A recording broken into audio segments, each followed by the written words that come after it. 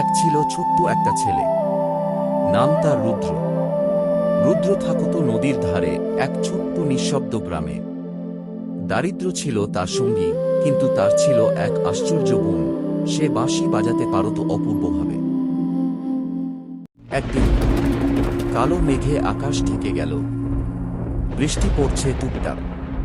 রুদ্র বসে আছে নদীর ধারে। হঠাৎ নদীর জলে এক আলো দেখা গেল। আলোটা বড় হতে হতে এক বৃদ্ধ রূপ নিলেন। চুল সাদা, চোখে দীপ্তি, হাতে সোনালি বাঁশি। রুদ্র, তোমার সুরে জাদু আছে। ওই বাঁশি তোমাকে দিলাম, কিন্তু মনে রেখো, এটি শুধু ভালো কাজেই ব্যবহার করবে। রুদ্র বাঁশি বাজাতে শুরু করল। ফুল ফুটে উঠল, গাছেরা দুলে উঠল, পাখিরা ফিরে এলো, আর গ্রামের মানুষ আনন্দে ভরে গেল। কিন্তু সুখ বেশি দিন টিকল না। গ্রামের এক লোভী জমিদার খবর পেল, জাদুর বাঁশি।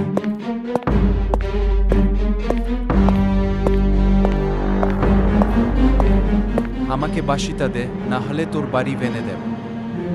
রুদ্র ভয়ে পড়ল, কিন্তু মনে পড়ল বৃদ্ধের কথা। সে আস্তে বাঁশি বাজালো। এক ঝড়ো হাওয়া উঠল, জমিদার ভয় পেয়ে পালালো।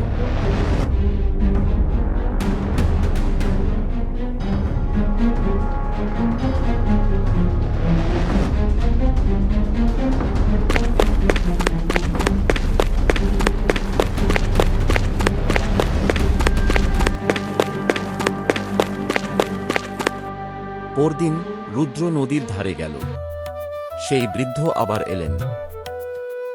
তুমি সত্যিকারের সৎ মনুষ্য, রুদ্র। এই বাঁশি তোমারই থাকবে। যতদিন তুমি ভালো কাজ করবে, ততদিন তোমার সুরে জাদু বাঁচবে। রুদ্র হাসল, বাঁশি ঠোঁটে তুলল।